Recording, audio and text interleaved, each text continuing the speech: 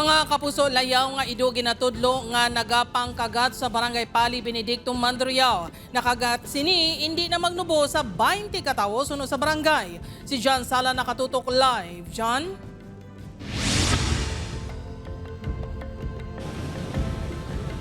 Jert, naglabot na sa 8 ka mga kaso sang rabies ang na-record diri sa Iloilo City sa din 4 diri ang ginkagat sang mga layaw nga ido. Gani panawagan sa mga residente sang barangay Pali Benedicto Mandurriao nga gilayon kun tani nga madakpan na ang nasambit nga ido.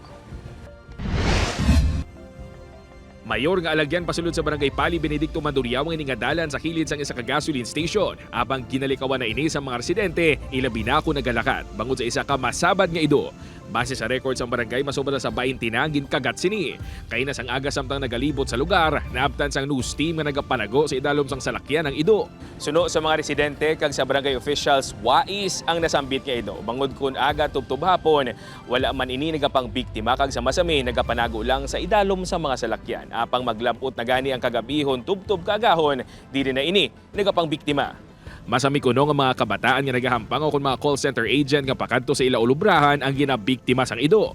Duwa sa mga nabiktima na sini ang mga pakaisa ni Manong Franklin. Delikado mag lakat-lakat kung gabi ko nagsanon ko lang bla. Si Manong Nile naman nga isa ka tricycle driver, makapila ka beses na gintuyo man niya kagton sang ido. Masami kuno ini nga nagaliho-liho sa ila parkingan. One time to nakapuli ko mga 10 PM kag 11 bla, do sunod ginang adlaw. Kani kay bala ko na siya kapangagat kay ginaano ko na sa na preparahan ko sa bla. Suno sa barangay, makapila ka beses na nila gintuyo dakpo ng ido apang nagakapaslawan sila.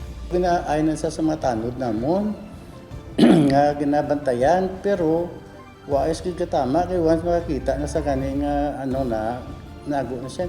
Suno sa pila ka mga pumuluyo, dapat lang nga madakop ng ido bangod sa peligro nga dala sini ilabi na ang balatian nga rabies. Nga ginsabat naman sang city veterinarian. Much better nga maksyon na gid mas earlier, much better.